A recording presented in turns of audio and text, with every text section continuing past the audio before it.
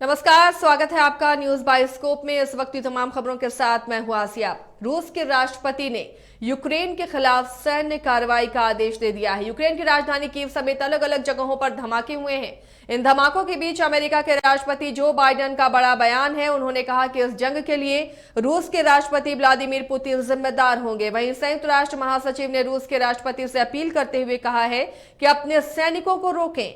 Ukraine की राजधानी Kyiv समेत वहां अलग अलग हिस्सों में धमाके सुने गए हैं। गुरुवार की सुबह यानी आज डोनेट्स्क में 5 धमाकों के बाद रूस के राष्ट्रपति व्लादिमीर पुतिन ने यूक्रेन के खिलाफ सैन्य कार्रवाई का ऐलान कर दिया।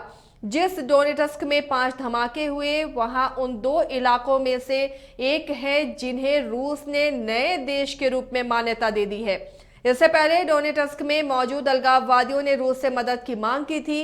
इस मदद की मांग जब की गई अमेरिका की उस धमकी के बाद हुई थी जिसमें कहा गया था कि रूस द्वारा अपने पड़ोसियों पर होने वाले हमलों से निपटने की तैयारी हो गई है। रूसी राष्ट्रपति ने यूक्रेन के खिलाफ मिलिट्री ऑपरेशन का ऐलान करते हुए बड़ी धमकी भी दी है। इसमें कहा गया है कि बाहर से जो कोई भी इसमें दखल देना चाहता है, अगर वो ऐसा करता है तो उसे ऐसे परिणाम भुगतने होंगे जो उसने इतिहास में पहले कभी नहीं भुगते होंगे। सभी जरूरी फैसले ले लिए गए हैं और उन्होंने कहा कि आशा है आपने मुझे सुन लिया होगा। यानी अब पूरी तरह से युद्ध का आगाज हो गया है। इस बीच लगातार यूएनजेसी में बैठक भी हो रही थी युद्ध को लेकर कि किस तरह इसे रोका जाए और अपील भी की है रूस को कि युद्ध की दिशा में आगे ना बढ़े। इन सब के बीच अमेरिका ने भी तेवर तल्ख कर रखे हैं और अमेरिका भी लगातार कोशिश कर रहा है कि कैसे रूस पर पाबंदी लगाई जाए ताकि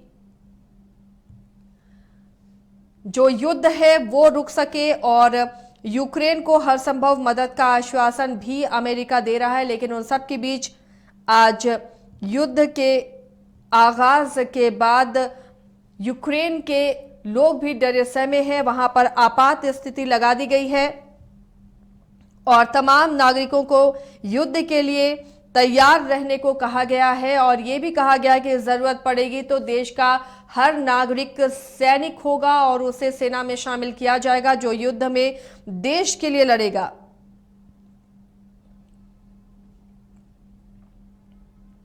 कीव एयरपोर्ट को भी खाली करवाया जा रहा है। आपको बता दें कि एयरपोर्ट भी निशाने पर है, रूस के निशाने पर। और रूसी हमले के बाद यूक्रेन सरकार ने कीव एयरपोर्ट को भी खाली करवाना शुरू कर दिया गया है। एहतियातन इसे खाली कराया जा रहा है। इस बीच खबर यह है कि भारत की जो उड़ान थी वो भी वापस लौट आई है यूक्रेन के लिए।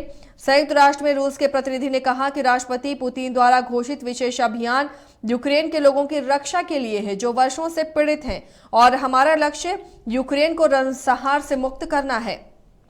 उन्होंने ये भी कहा कि संयुक्त राष्ट्र चार्टर के अनुच्छेद 51 के अनुरूप निर्णय लिया गया है और यूक्रेन में स्थिति का हम विश्लेषण करेंगे। यानी रूस अपनी कार्रवाई को सही ठहरा रहा है। रूस का कहना है कि ये वहां के लोगों की रक्षा के लिए है जो वर्षों से पीड़ित है। नरसंहार से यूक्रेन को मुक्त कराने के लिए कार्रवाई की गई है।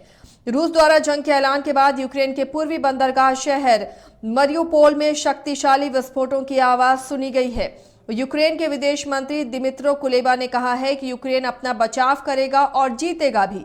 पुतिन ने यूक्रेन पर पूर्ण पैमाने पर आक्रमण शुरू कर दिया गया है। यूक्रेन के शांतिपूर्ण शहरों पर हमले हो रहे हैं।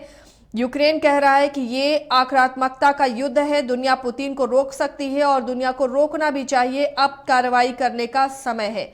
इन सब के बीच लगातार धमाके सुने गए हैं। राजधानी कीव में भी एक धमाका सुना गया है। बैलिस्टिक मिसाइल से हमला किया जा रहा है।